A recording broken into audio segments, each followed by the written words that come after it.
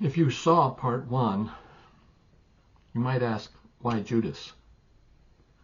I've asked myself that too. This story stayed with me because it highlights a terrifying truth. Like Peter, we are called to embrace change while remaining steadfast in faith. But why is that so hard? Why did Peter need a metaphorical blow to the head to see the new thing God was doing? Why was Judas so locked into his old script that he ended his life in suicidal despair? I'm no expert, just a curious older gentleman. But I think science offers a doorway here. I recently saw a commentary on cognitive dissonance regarding political loyalty, and it rang a bell.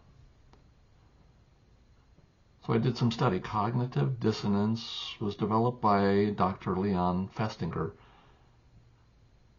and published in 1957.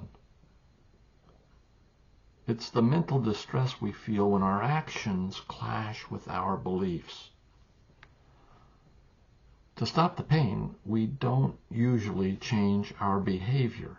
We change our narrative. We move the goalposts, we add new rules, or we trivialize the conflict, the difference. We may use self-justification to frame our errors as necessary evil.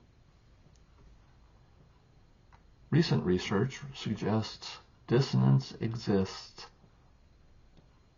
to prevent action. When we are of two minds, we can't act. To move forward, the brain slams the door on one set of beliefs to let the other set take the wheel. There's a rub.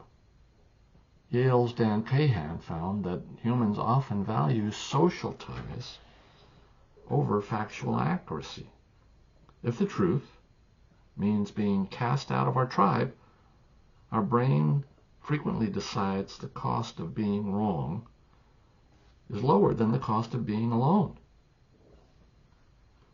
So the door is slammed on change because the risk being cast out is too high. Now think of Judas. He was a zealot, part of a family that demanded a warrior Messiah. For 3 years he'd seen the facts. Messiah healed, washed feet, and preached peace. The dissonance for him must have been agonizing. To resolve it, Judas did not change his heart. He tried to change the rules. He likely used self-justification, perhaps believing that by betraying Jesus, he would force Jesus to finally act like the warrior the zealots demanded. He chose his political identity, his political group, over the man standing in front of him. He let his learned autopilot drive the car off a cliff. What does this mean for us?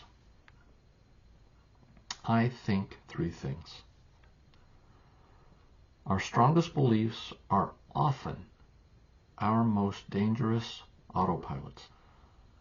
See, the things we are certain of are where we are most likely to ignore new evidence. We need to check our rules.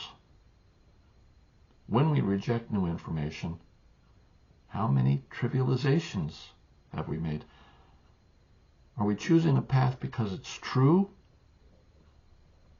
or because we're afraid of being an outcast? Finally, the divide between Peter and Judas.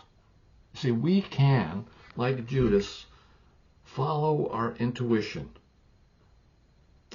and demand personal autonomy to deal with dissonance as we choose. But that leads to both rejection and betrayal of the truth. Or we can, like Peter, choose to change. To avoid Judas's path, to be like Peter, we must be willing to subordinate our self-interest. We must be open to new information and open to change. Simply, we must know the person in the mirror well enough to know when the pilot has surrendered to the autopilot. For me, it is the Holy Spirit, Jesus' promised helper, who guides me through this necessary introspection. This I believe. Aloha.